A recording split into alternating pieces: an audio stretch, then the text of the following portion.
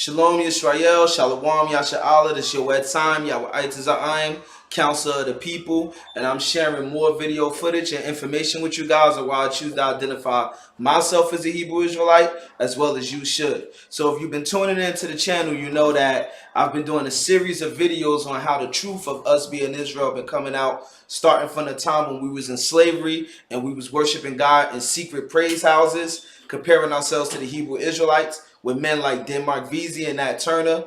We even went into the prophecies of slave ships and went into the Jews of West Africa and even Jews that was in Timbuktu on the west coast of Africa. So this video is now touching more on the east coast of Africa, but we're going to deal with the Israelite presence in Ethiopia. So the name of this class is the Israelite presence in Ethiopia. So we're going to start off with a video, a small clip video from a movie called The Message, on how Islam started, and when the so-called Prophet Muhammad was on a run, he fled into Ethiopia, he fled to Abyssinia, and the Christian church actually protected his people there. So we're going to see how these people look and how they were addressed. Abyssinia, rise thou now. It is nothing you may ask for that we will not give. Lion of Judah, I don't know where to begin. You have our friendship. Begin there. Certain runaway slaves have escaped from us into your kingdom. Slaves go back, as you no doubt would return our slaves to us. There are, however, some free men among them. Rebels. Rebels. There's disturbance in that area. Why am I not informed? They are rebels in religion. At one time or another, all religions were rebellions. The bodies of slaves are of the world and within our disposal. But as Jesus Christ is our shepherd, the souls of men are his sheep. These are Arabs who have betrayed the religion of their fathers. They follow a lunatic they call a prophet. But I cannot put souls into chains without hearing them.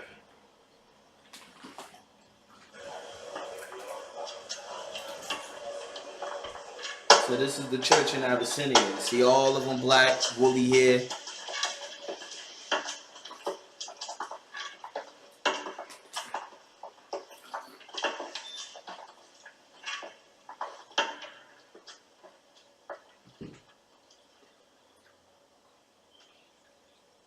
Even the arrows look different.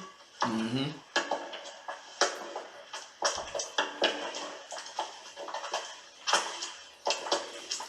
That was supposed to be the Muslims that fled over here.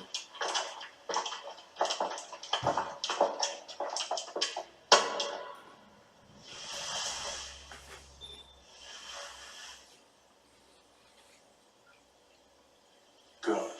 Their stiff necks will hang them.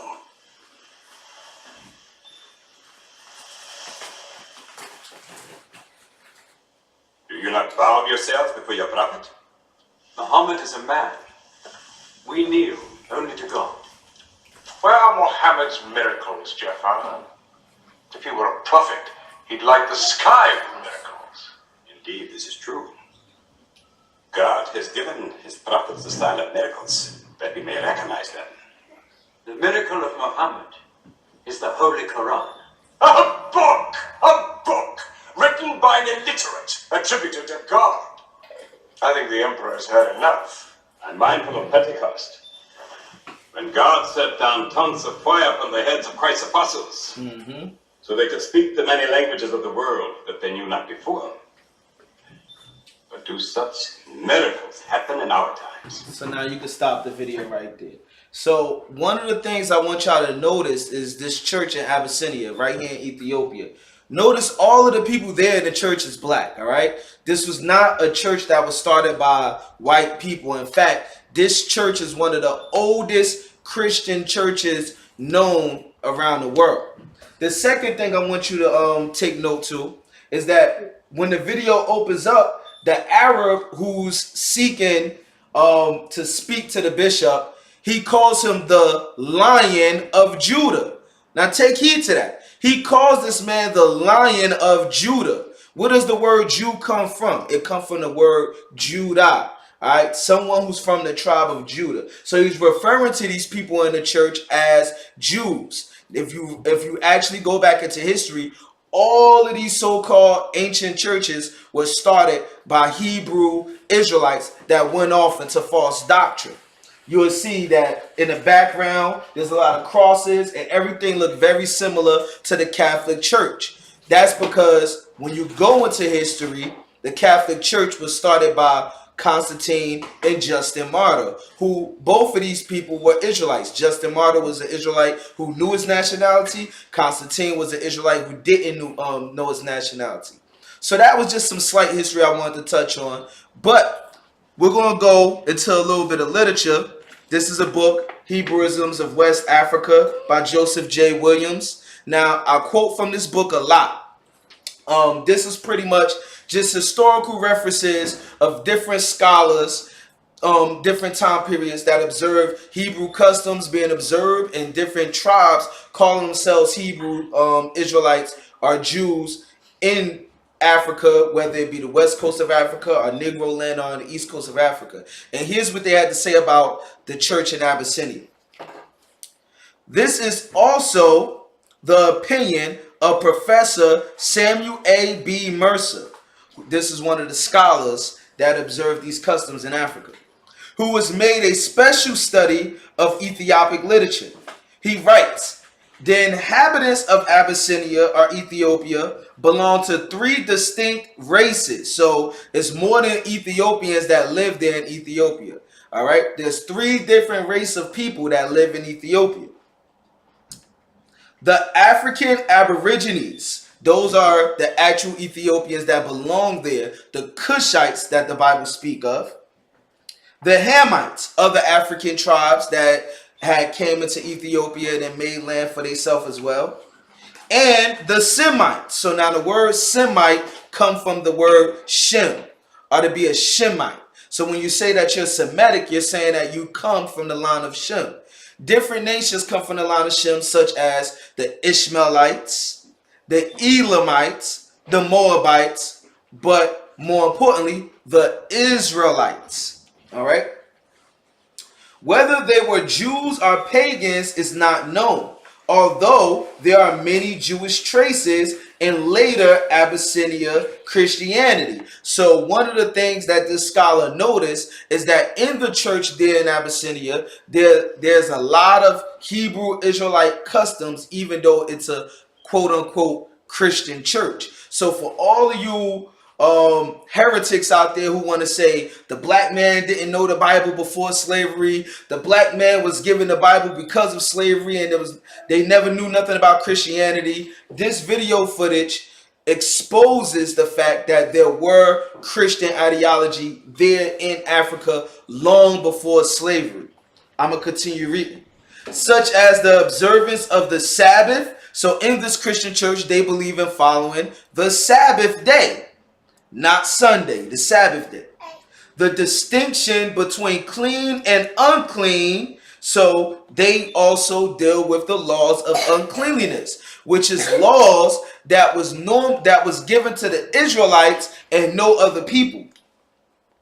The idea of sexual uncleanliness, the custom of circumcision, the prohibition of graven images. So even though this church looked very Catholic and they have crosses in the background, you'll notice you don't see a Virgin Mary.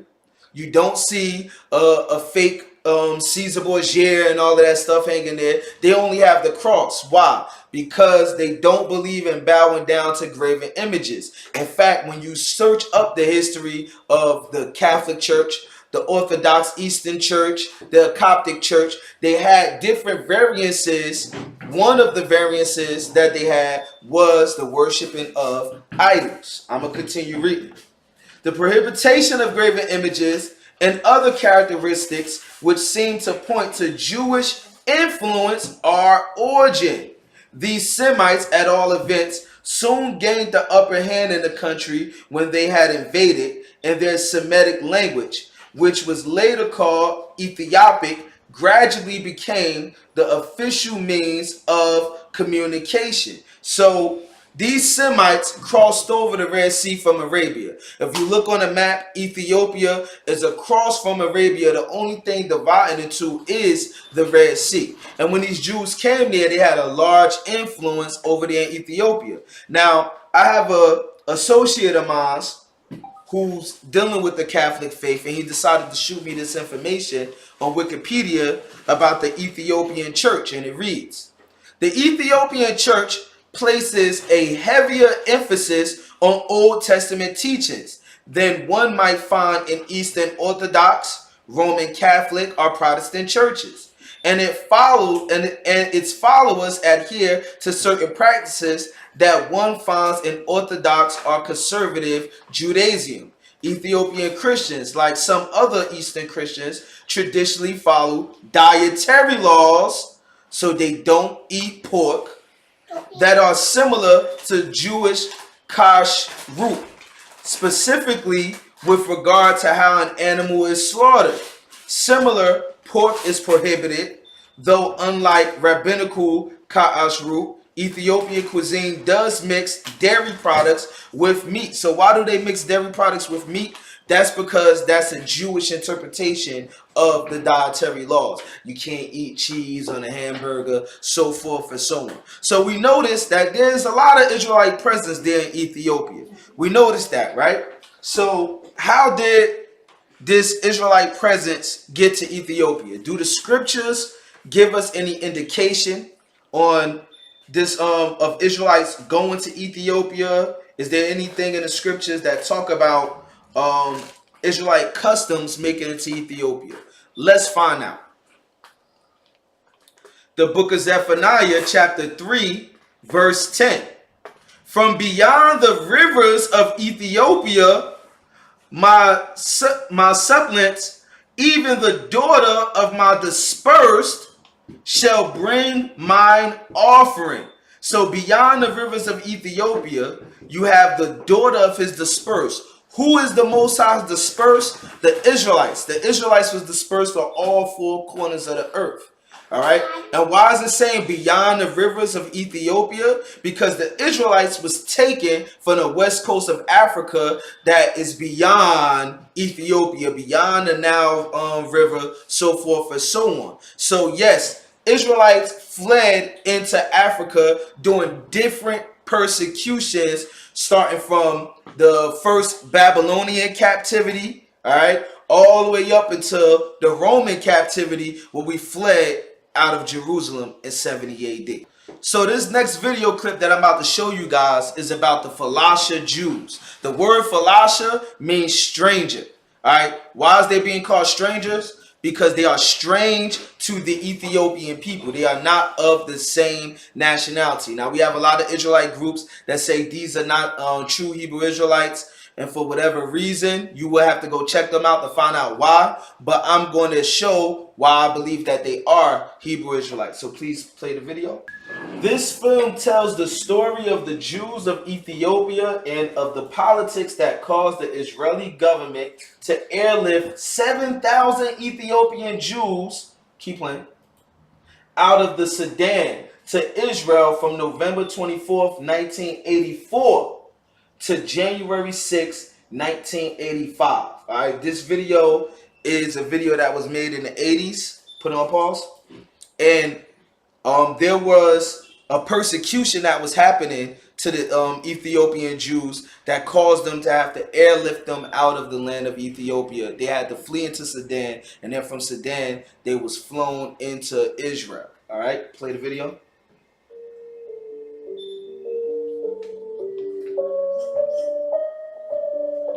Is that noise?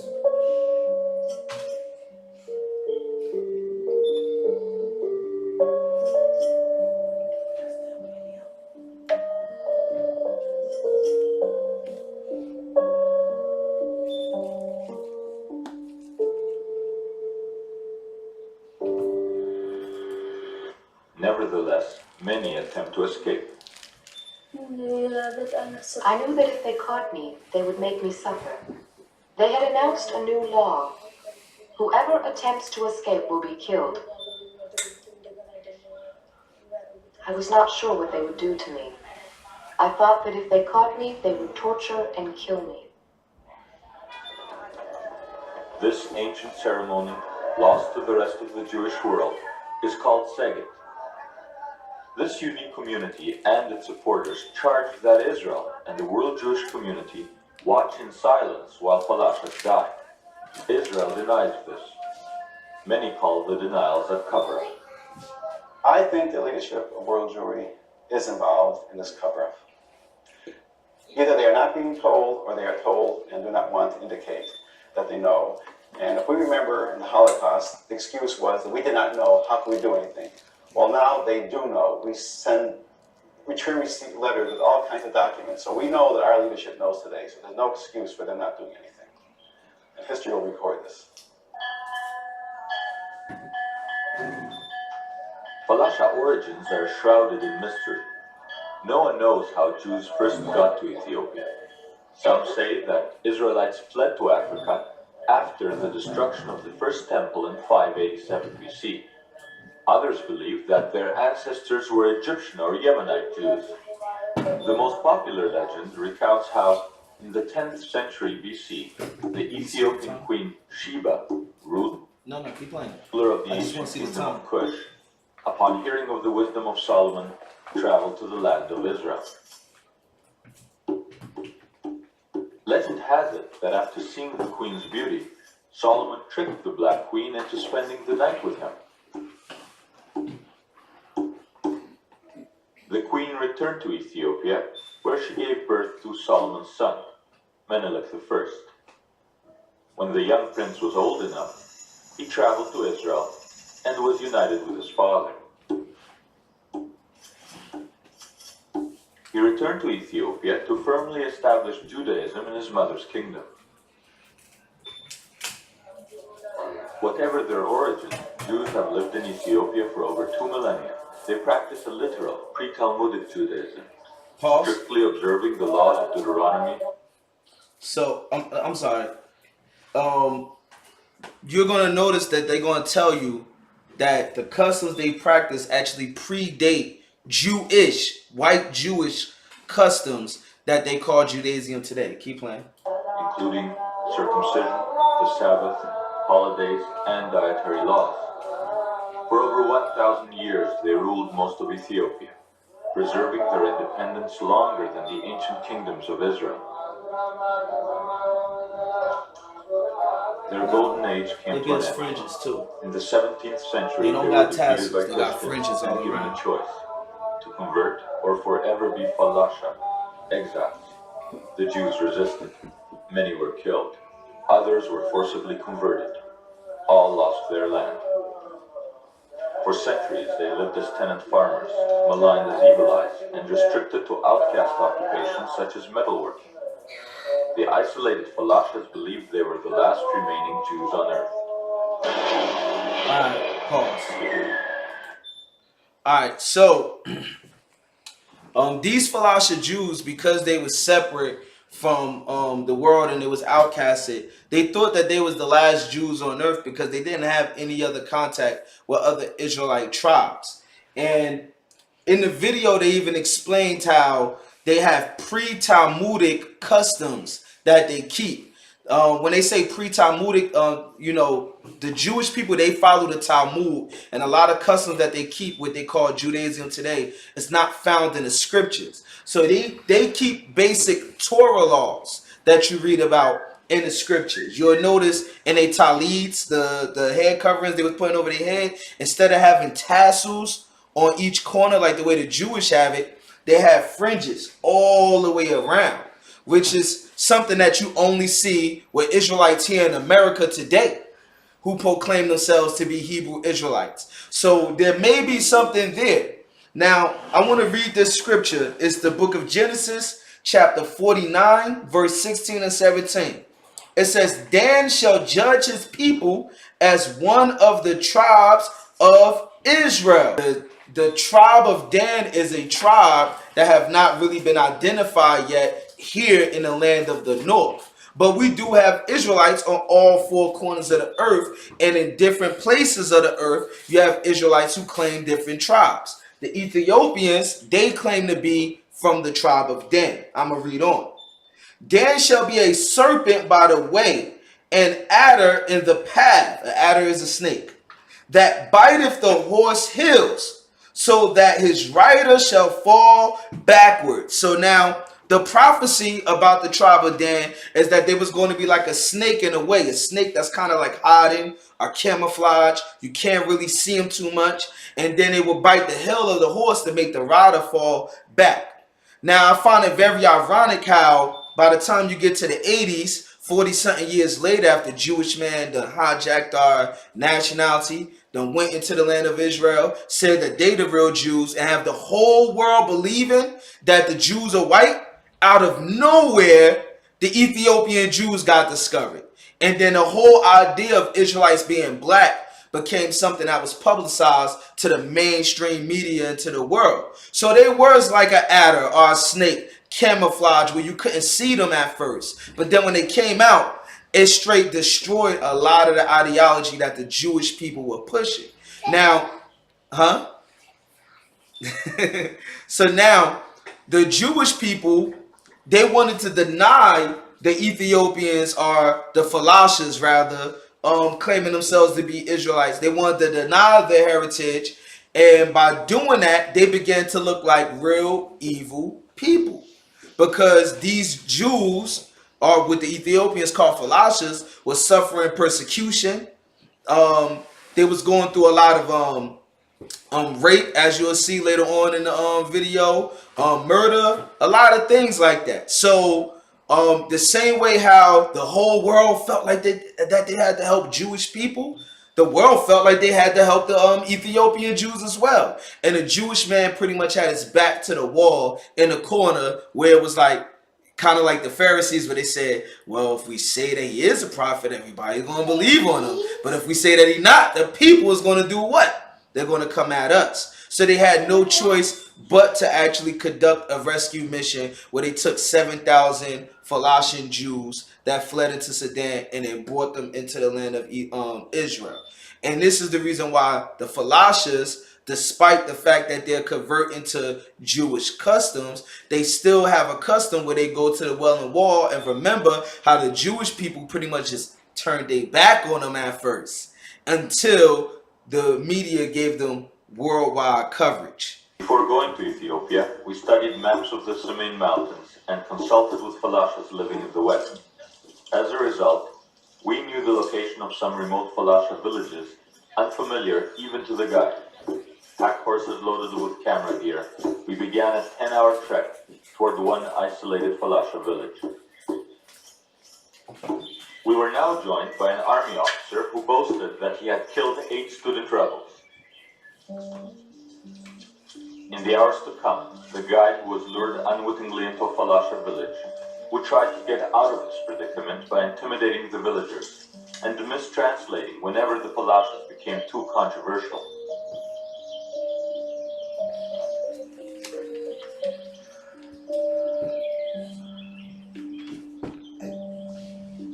There it was. Fearful of the government officials, the Falashas would answer evasively, at first even denying having heard of Israel. Pause real quick.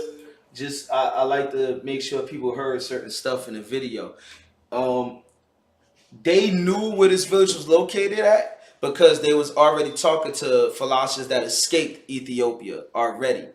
See, what happened was Ethiopia went through a regime change, right? And when they went through that change and they accepted westernized Christianity, they was oppressing a lot of the Ethiopian Jews, and pretty much they was trying to force assimilation on them. That's a different video I'm gonna do another time. But assimilation, as in the same way how they took the native Indians and they pretty much had sex with our women and made them look white and stuff like that. That's what they was trying to do to the Ethiopian Jews. The Ethiopians was trying to get the Jews to assimilate into their people so they could just be called Ethiopians. And when you watch the video, the Ethiopians want to take credit for a lot of the stuff that the Falashan Jews has been doing over there, right? So the guy who's leading them, the tour guide that's leading them, he is mistranslating on purpose. He's mistranslating things that they're saying because he never wanted to go to the village. He had no idea that they knew how a different path how to get there. So he got misled to the village. Play the video. Often a gesture revealed more than the spoken word. Everyone was nervous as the interviews were conducted in a village that officially should never have been entered.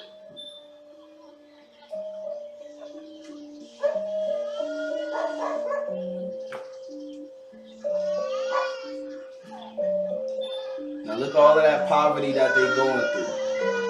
All right. In some cases worse poverty than what we going through here in America. The House of Israel. They still able to carry on their religion here in this village? Do they carry on? Yes, around here there are many of us. Our religion is different. There are many of us. We believe in the Torah.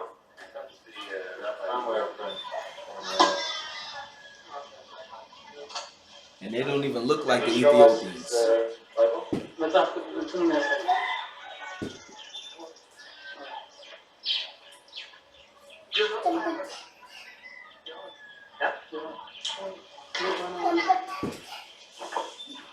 How long have they been living here in this village?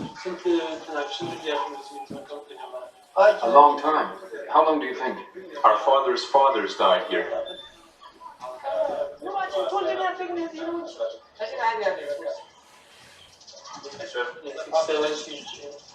Are they happy living here? He's a soldier, monitoring everything. Yes.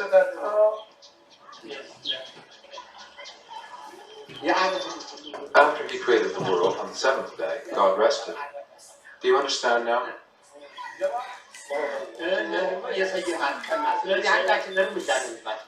Now we are having a little discussion here about the Old Testament, and he was saying, I was telling him that there are some people who go by the New Testament but don't have the same habits they do, and I was saying they have improved some, and he was saying that's not good.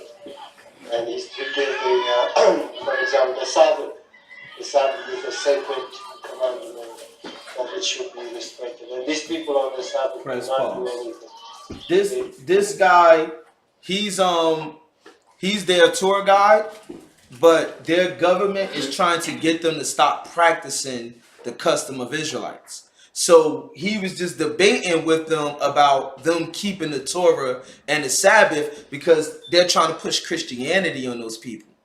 All right, keep playing. They don't walk, they don't work. Sabbath is resting. Do they have much contact with other Jewish people in Ethiopia? I do have. Do you have contact with other Falashas in the area? What kind of contact? We do have religious gatherings. Yes, we do get together. Yes, we do have our reasons for getting together. We get together for special occasions. By the law of the Torah, we get together on Yom Kippur, Sig, Passover. On those special days, when we celebrate those holidays, our Kohen calls us together. Everyone comes together, congregates together, and we study the commandments, listen to the teachings, and do all the special things. Do they like it here? Do they want to go somewhere else? Do they know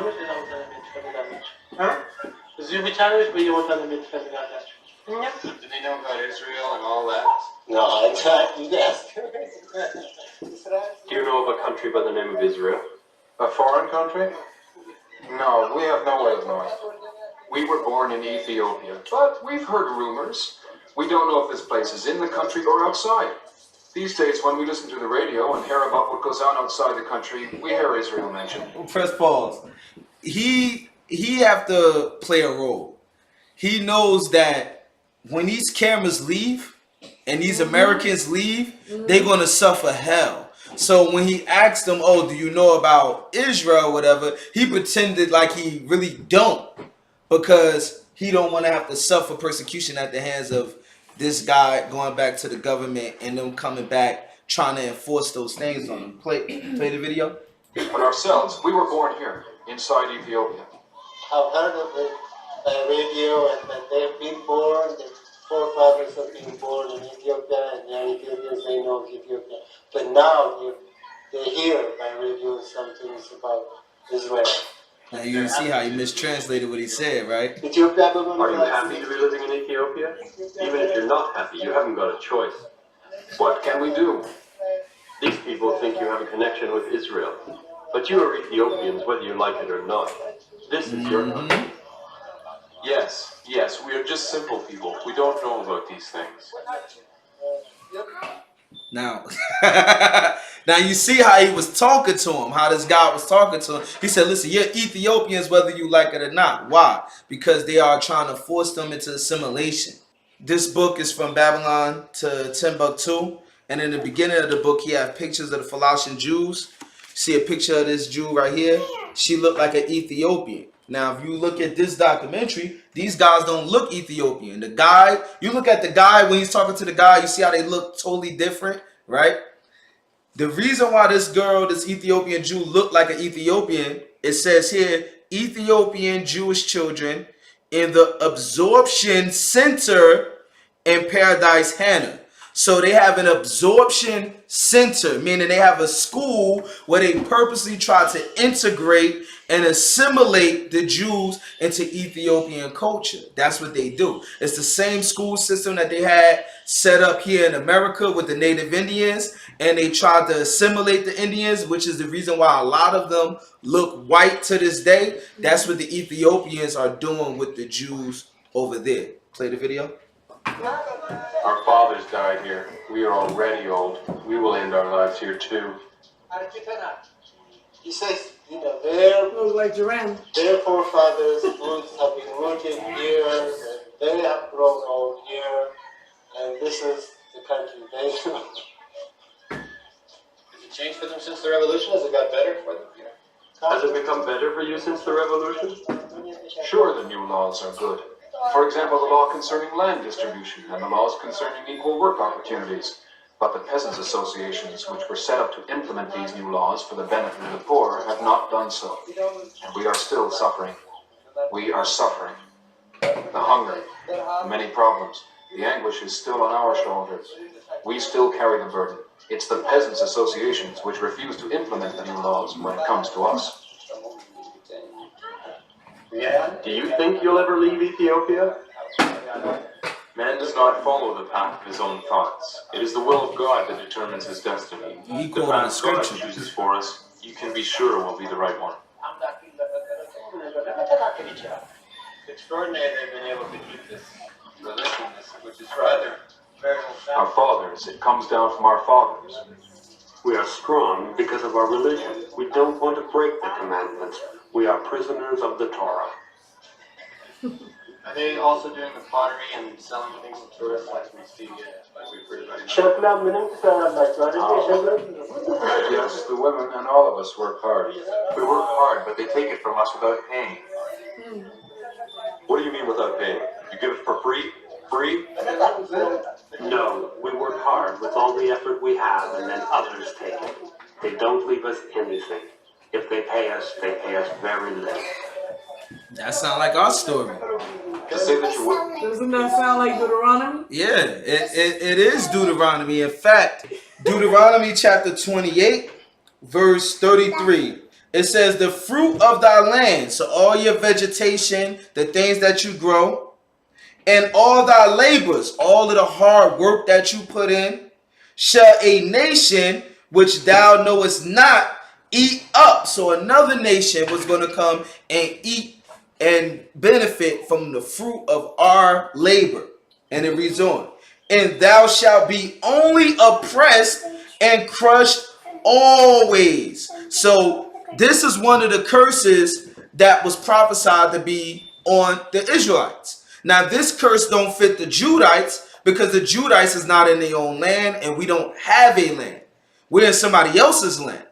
But now when you look at the northern tribes that's in Puerto Rico and South America and all of that stuff, this curse fits them. Another nation come and take the fruit of their land for themselves, just as well as the Ethiopian Jews over here. He said, we work hard, we do the pottery, we do all of this stuff, and then they come and just take everything. And if they pay us very little. This is what the Ethiopians is doing to the Falashas. So they fit the curses of Deuteronomy. play the video? For nothing. That's not good to say. There's a peasants association. If they hear about this, they will take some action. There is a peasants association. There is a local governor working on these problems. Forget about the peasants association. All they care about is themselves. You shouldn't say such things. They supply all the ironwork, the iron tool, the pottery, the household goods, and weaving. You see, he didn't translate it. Around here. And that is now supported by a new hope, which is they can harvest with iron too, but that is taken down. You could press play. I mean, pause. So I want to go into a video because now we're thinking like, okay, whether we believe that they're Israelites or not, they're practicing Israelite customs. They're going through the curses of Deuteronomy. So let's see what the scriptures have to say about this. The book of Isaiah, chapter 11, verse 11. And it shall come to pass in that day that the Lord shall set his hand again the second time to recover the remnant of his people. Why is it saying the second time? It's because when Yahushua came the first, he came to what? Die on the cross and fulfill the prophecies, right? The second time that Yahushua come, he is going to save his people. Just like the scriptures say. Which shall be left from Assyria. So he's going to recover Israelites that's in Assyria. And from Egypt. And from Pathros. And from Cush. So the word Cush is the tribe of Africans that are Ethiopians. All right. So in the Bible, it calls Ethiopia the land of Cush. All right. So the Bible prophecy is letting you know that when Christ come back, there's going to be Israelites still in the land of Ethiopia. So now if Christ's going to save Israelites that's still in the land of Ethiopia, who are the Israelites there? These guys have to be the Israelites there because they fit the prophecies. I'm going to go to another scripture, Jeremiah chapter 38, verse 7.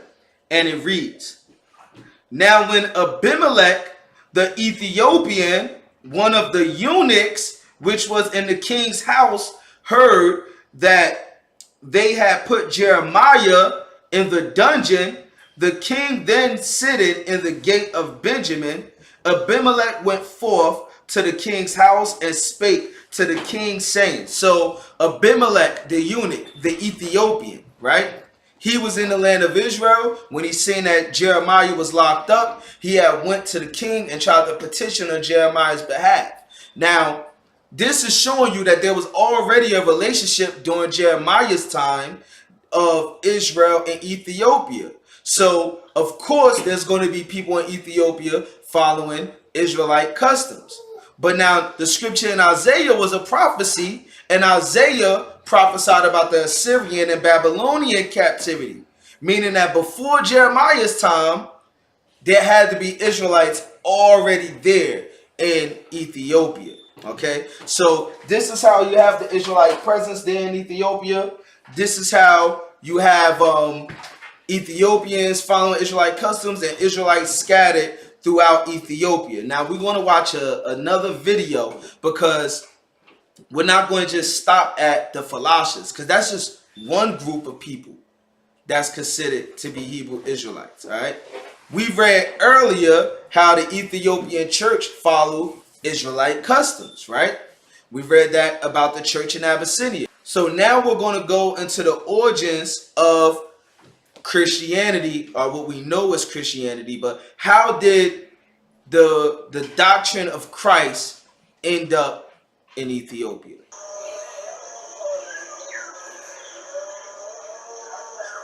Now look at their garments, and look at the bottom of their garments. To understand He got fringes.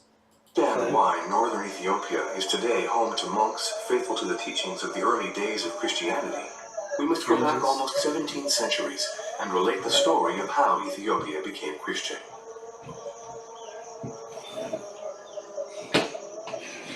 These faithful have come from all over the region to celebrate the birth of Frumentius, the first evangelist of Ethiopia.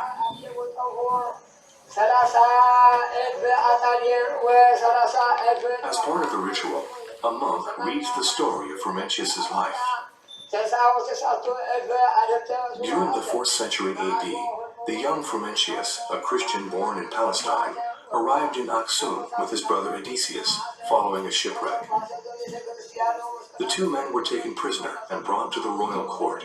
The king was impressed by their learning and entrusted them with the task of educating his son Ezana, who, as a result, later converted to Christianity.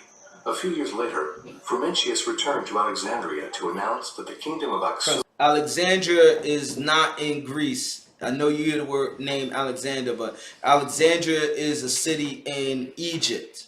All right, when the Greeks took over Egypt, they named the city after them, after Alexander, the so-called Greek, right? And they're explaining the history how you have believers over there in Egypt go down into Ethiopia to spread the gospel. In Alexandria, Frumentius met Anthonus the Patriarch, and he passed on the demand from the Ethiopians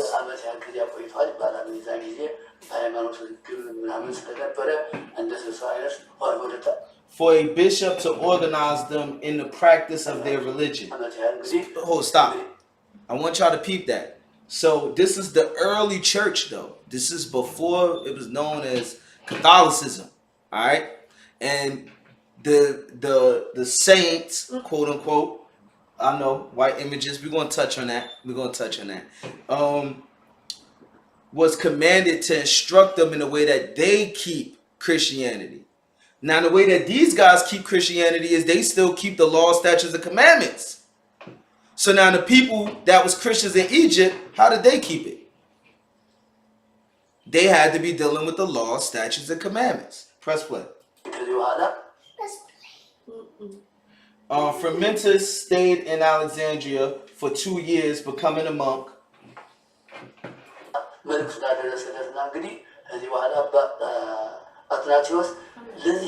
At the end of these 2 years, the patriarch said to him,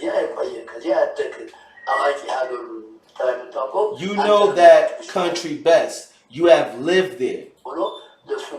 It's up to you to undertake this task and spread the good word." He appointed him bishop and sent him back to Ethiopia.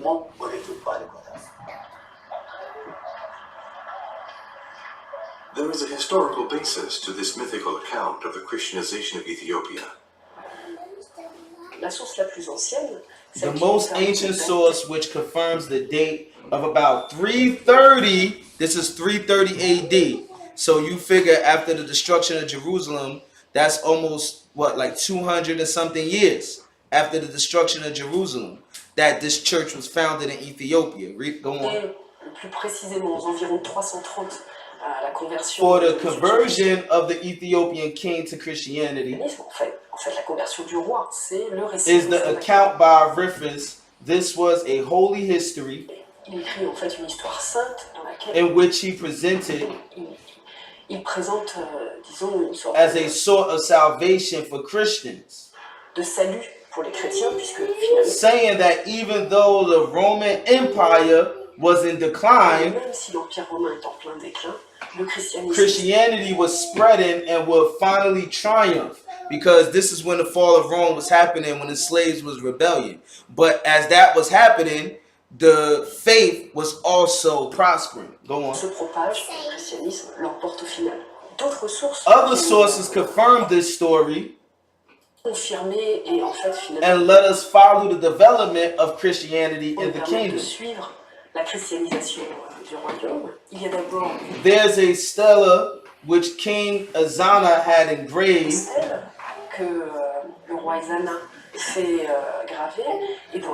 and which states that he believes in God the Father and Jesus Christ. Go on. Another kind of source let us confirm this Christianization and the development of Christianity in Aksum, and this is the currency. Here we see a change of symbol. So they're going to show how, you don't got to play it. You can skip to the next video if you want. Not yet. Let me show something. They're going to show in this currency that there's symbols of Christianity involved in it. So pretty much they're just going into the history of the earliest documentation of when they began to be Christians. This was during the time where Israelites were still ruling the church. All right, this was before people began to identify themselves as Catholic, which is supposed to mean the universal church. All right.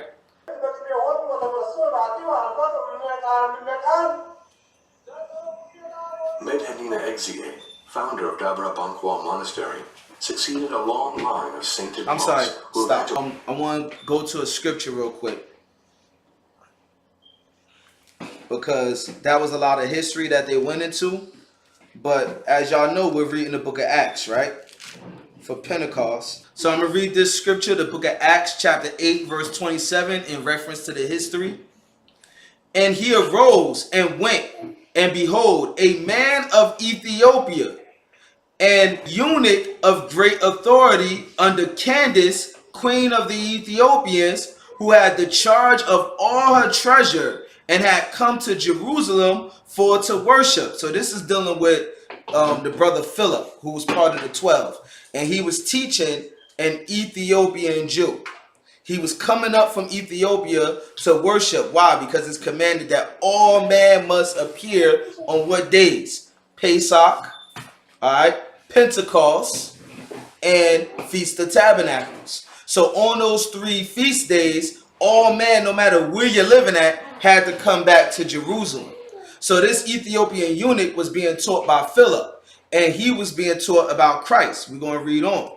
And he arose and went, and behold, a man of Ethiopia, and eunuch of great authority under Candace, queen of the Ethiopians, who had the charge of all her treasure, and had come to Jerusalem for to worship, was returning and sitting in his chariot and reading Isaiah the prophet. Then the Spirit said to Philip, go near and join thyself to this chariot. So he was on his way going back home to Ethiopia, and Philip seen him. So Philip decided to engage in conversation with this Ethiopian eunuch. And Philip ran thither to him and heard him read the prophet Isaiah, and said, understandest thou what thou readest? And he said, how can I, except some man should guide me? So as you read on in the story, Philip began to expound more on the scripture, showing how YaHaWashai, Jesus, was the Christ, the HaMashiach. And he was able to convert this man and baptize him. So when he went back to Ethiopia, what did he bring with him? The faith of HaMashiach. So this was during the disciples' time, long before 330 AD. But now I got another scripture. And this is YaHaWashai speaking to the disciples. Say not ye, there are yet 4 months, and then come his harvest. Behold, I say unto you, lift up your eyes and look on the fields, for they are white already to harvest. And he that reapeth receiveth wages, and gathereth fruit unto life eternal, that both he that soweth and he that reapeth may rejoice together. And herein is that saying true, one soweth, another reapeth. So YaHaWashai was saying to his disciples, listen, look around you. The harvest is ripe for you to reap the benefits already. I did the work. I planted the seeds. Now it's up to you to go reap the harvest. So what you see here in 330 AD is the result of whether it may be Gentiles or Israelites in a Gentile state of mind going off into doctrine that we consider to be Catholic doctrine today, going behind the work that was already done, the seeds that was already planted by the original disciple Philip, and then doing what? Teaching or reteaching the Ethiopians about the faith that they needed more understanding on from the people that they was getting it from in Egypt and Alexandria. So now you can play the next video clip. Frumentius. After King Azana was converted by Frumentius, it's quite probable that the new religion remained for a long time confined to the court and the kingdom's elite. It wasn't until the end of the 5th century that Christianity started to spread through society at large. According to legend, this evangelization began with the arrival of 9 monks, generally known as the 9 Saints. To put an end to theological quarrels within the Christian Church, an ecumenical council was held in Chalcedon in the year 451. The council decided in favor of the doctrine that Jesus Christ was both divine and human in nature. That doctrine, those who emphasized his divine nature at the So pretty much they're just going to the history of the splits of the different churches that was established at that time. So this church has split because you had people saying that Christ was only divine, that he was God, and they wanted to worship Christ as God. But by doing that, you take away his humanity, and by taking away his humanity, you take away him being the mediator. All right, Christ was to bring us back to God. St. John chapter 12, verse 41 and 44, right? Where it says that he came to bring us to God, not for us to worship him. So the reason why there was a split was because you had some people wanted to worship Christ as God. You had others who were saying like, nah, Christ is both man and divine. Press play. Defense of his humanity were henceforth condemned as heretics. They were known as monophysites. Forced to flee to avoid persecution, these heretics arrived in Egypt. In the Nile Valley, they became familiar with the biography of St. Anthony, which was widely available at that time, and met early monastic communities inspired by the saint's teachings regarding an ascetic lifestyle and the quest for holiness.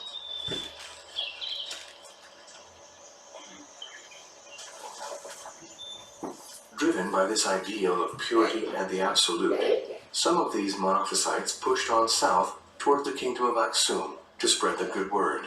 So now, press pause. So now you had another Christian group go down into Ethiopia, and they was pushing the ideology that Christ was all divine, trying to take away the idea of his humanity, right? And then this is what caused them to have the emphasis of always seeking to be pure, always trying to be perfect in a sense. All right, keep going. It was probably one such group of religious dissidents which formed the basis of the legend of the 9 Saints.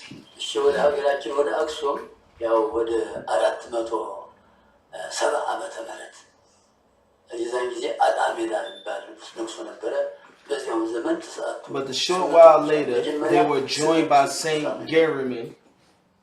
All right. They came all the way here because God loved Aksum, and because our Messiah told them that this was the promised land.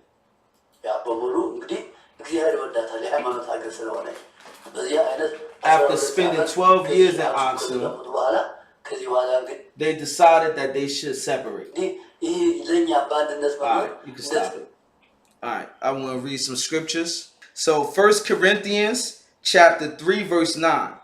For we are laborers together with God, and ye are God's husbandry, ye are God's building. So we all doing the work of the Most High. There's going to be splits, there's going to be divisions.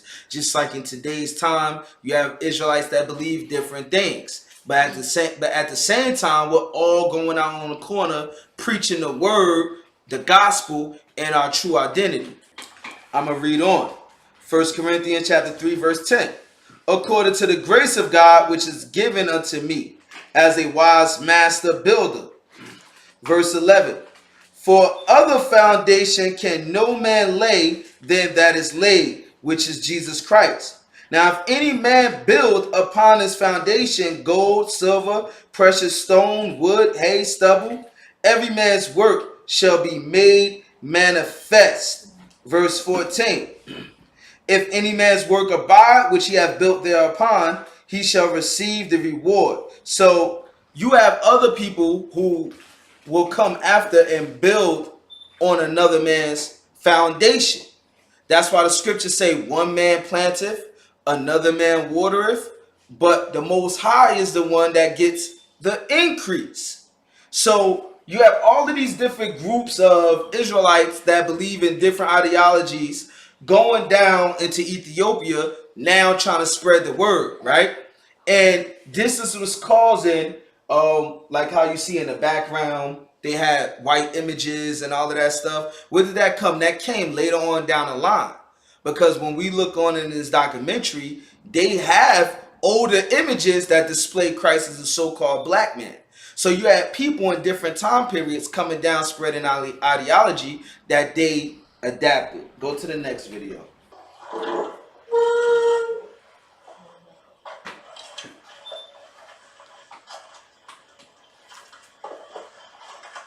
In every monastery, there is a room where its valuable liturgical objects are kept. A house of treasures. That of Garima Monastery is quite exceptional. It has illuminated manuscripts which may well have been written by Saint Garima himself. Almost 1,500 years old, these manuscripts have never left the monastery. They are stunningly well preserved, probably because of being kept in the dry and the dark. Only the priests are permitted to handle the two holy books.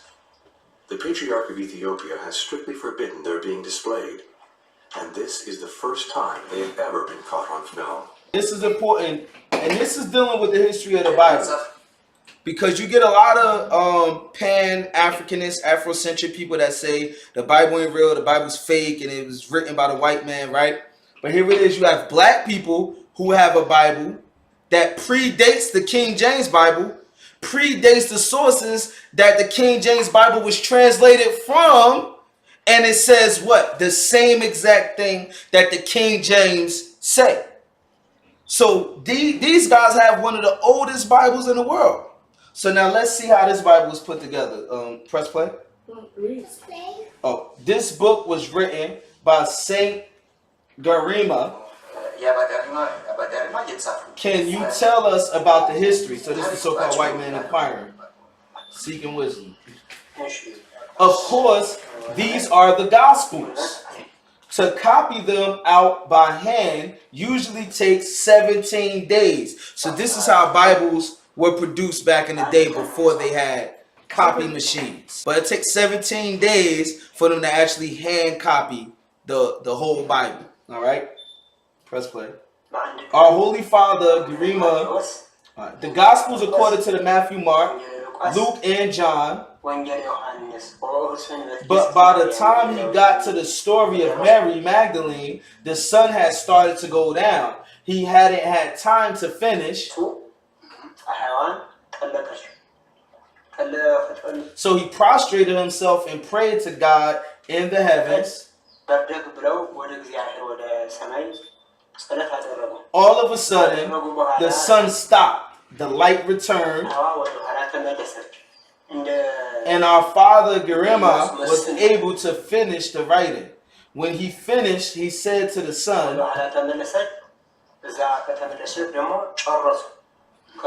now you can finish your daily work too. Stop. So there's events in the Bible, like in the book of Joshua, where the Most High made the sun stand still and the moon stand still so they could fight and all of that stuff, right? But the scripture also tells us about being weary of Jewish fables. Now, these are Israelites that are conveying these stories, these oral traditions passed down.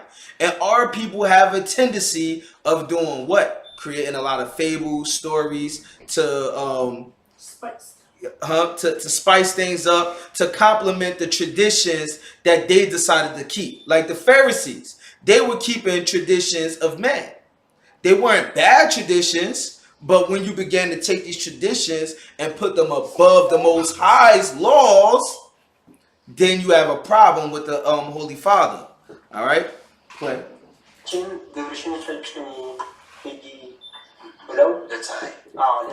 Keep playing. Right up until 1998, it was thought that these Gospels dated back to the 11th or 12th century.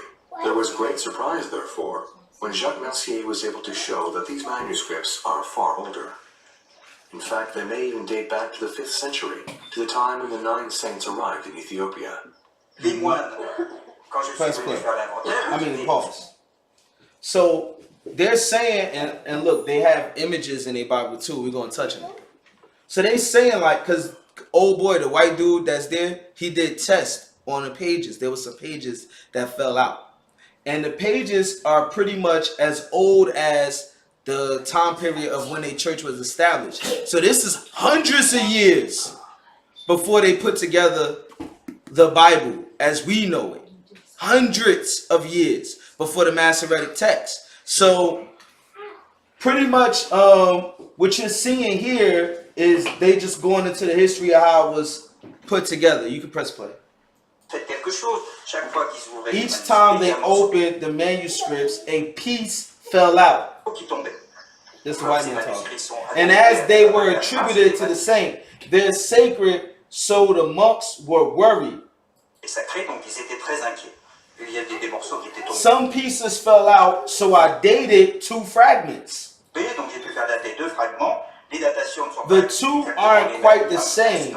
There's a time lag between them, but they roughly cover the 5th and 7th centuries. Play. Hold on. Pause. I gotta touch on something. So when he tested the fragments that fell out, he said that they're not exactly from the same time period as the other. Meaning that one page could have been written this time period, another page could have been written that time period.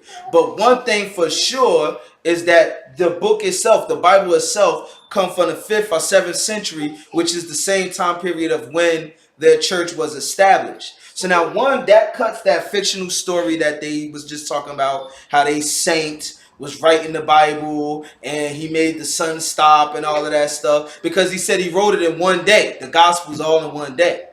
Right? So that couldn't have been possible when he did the scientific research and showed that different parts was written in different time periods, right?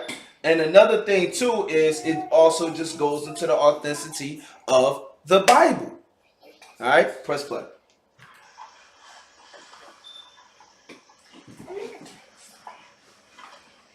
Donc la question qui se pose maintenant, c'est est-ce qu'on a les plus anciens manuscrits chrétiens? I'm sorry. Go back a little bit. I'm sorry. Just a little. Go back a little.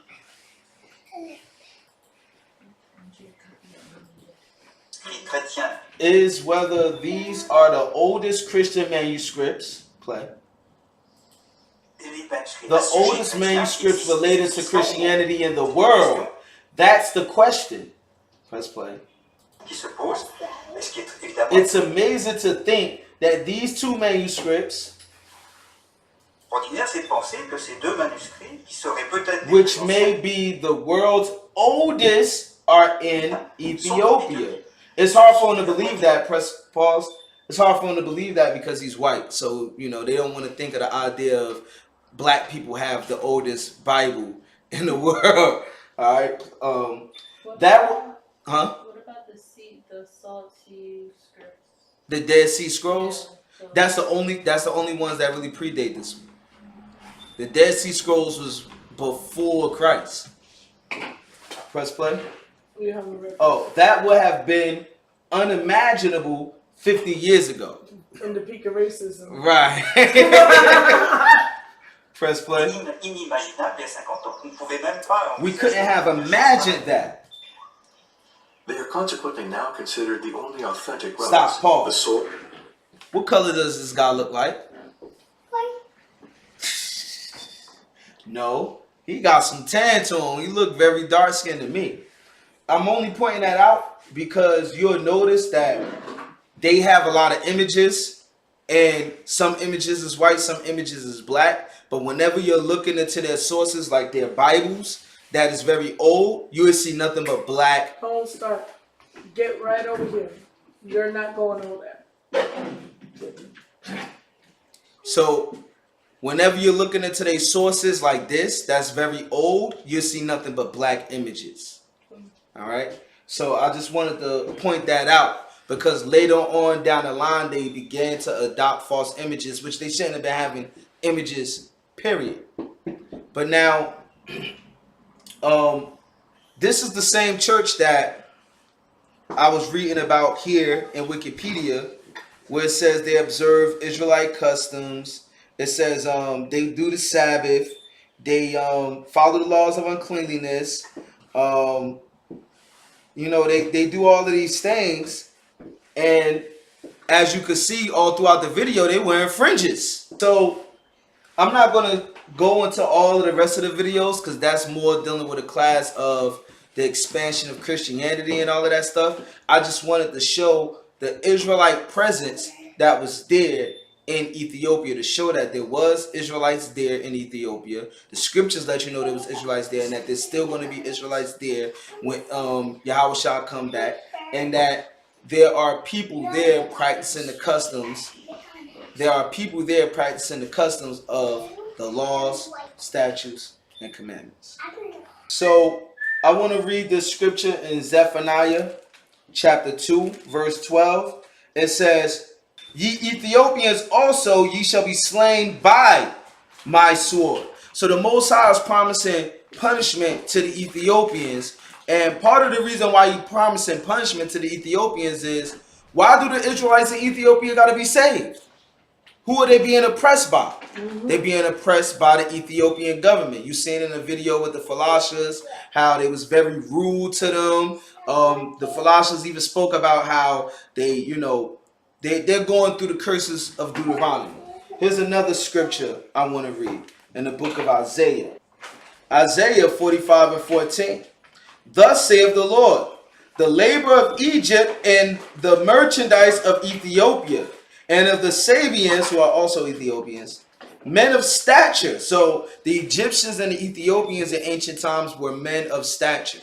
All right, they were important people. They had very strong governance. "Shall come over unto thee, and they shall be thine." But in the kingdom, they're going to offer themselves up to us to be what? Servants and handmaids. "They shall come after thee in chains. They shall come over, and they shall fall down unto thee. They shall make supplication unto thee, saying, Surely God is in thee, and there is none else. There is no God." So you see how this white man said 50 years ago, no one would imagine that the Ethiopians had the oldest scriptures, right? In the Falasha video, they thought that it was stupid that they were calling themselves Israelites. They're and I'm gonna do another video going into the documentary how they were shutting down synagogues, persecuting anybody who practiced any of the customs, any of the Hebrew Israelite customs, right?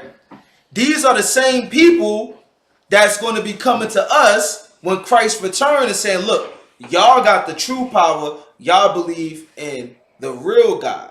All right. And one last scripture, the book of Isaiah chapter 18. "Woe to the land shadowing with wings, which is beyond the rivers of Ethiopia." So all of the east coast of Africa, Central and West Africa, right? That is beyond the rivers of Ethiopia, beyond the Nile Valley, right? And the Most High said, "Woe unto you, destruction unto you." Why is it going to be destruction unto you? Where will we take it from? Where was we brought into slavery and sold to the Americas? On the west coast of Africa. And the central part of Africa is where they was rounding us up at, and they was bringing us to Ghana, Sierra Leone, and Nigeria, and selling us in slave ports. Verse 2. "That sendeth ambassadors by the sea, even in vessels of bulrushes upon the waters, saying, Go ye swift messages to a nation scattered and pilled." So now the native Africans, they were the ones going to the so-called white man and saying, listen, look at these people. They scattered. They don't have unity. Their tribes is dispersed amongst us, right? "To a people terrible from their beginning hitherto, a nation meted out and trodden down, whose land the rivers have spoiled you." So these people don't got no land. These people don't got their culture anymore. Come on, white man, come to America and bring these people into slavery. That's what they were doing. These was the ambassadors that they were sending to the popes in the Vatican, letting them know those Israelites you're looking for is right here. And it reads on. "All ye inhabitants of the world and dwellers on the earth, See ye, when ye lift up an ensign on the mountains, and when ye bloweth a trumpet, hear ye. For so the Lord said unto me, I will take my rest, and I will consider in my dwelling place like a clear heat upon herbs, and like a cloud of dew in the heat of harvest. So the Most High is meditating on something. Let's see what the Most High meditating on. For the harvest, when the bud is perfect, so we, Israel, is the harvest. He's waiting for us to bud. He's waiting for us to bloom. He's waiting for us to come back to our nationality. And the sour grape is ripened in the flower.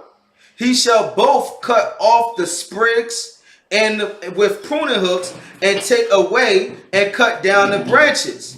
They shall be left together unto the fowls of the mountains. So he's saying that he was going to destroy us as a nation, as a people, which he did by bringing us into slavery. And to the beasts of the earth, and the fowls shall summer upon them, and all the beasts of the earth shall winter upon them. In that time shall the presents be brought to the Lord of hosts of the people, scattered and pilled. But now after our captivity, after we go through all our trials and tribulations, all throughout Africa, and here in the land of the north, where the 12 tribes was able to meet up again, and from the people terrible from the beginning hitherto, a nation meted out and trodden underfoot, whose land the rivers have spoiled you, to the place of the name of the Lord of hosts, the Mount Zion. He's going to bring us back to Israel. So now, there was a time when the gospel had to be spread amongst the Gentiles, which brought about all of this heathen customs that we see in the Catholic Church and the Christian Church today, right? But now that time is dwindling down, and now it's time for the Israelites to start budding and springing forth and coming back to their nationality after being destroyed through slavery. And we, the true Hebrew Israelites, are going to be brought back to our homeland. So in saying that, I hope you had much edification in this video, learning about the Falashas and the early Ethiopian church and the church in Abyssinia. I hope you learned about the Israelite presence there and understand that our people are still there in Africa, just like our people here in the land of the north that make up the 12 tribes of Israel. Shalom. Shalom.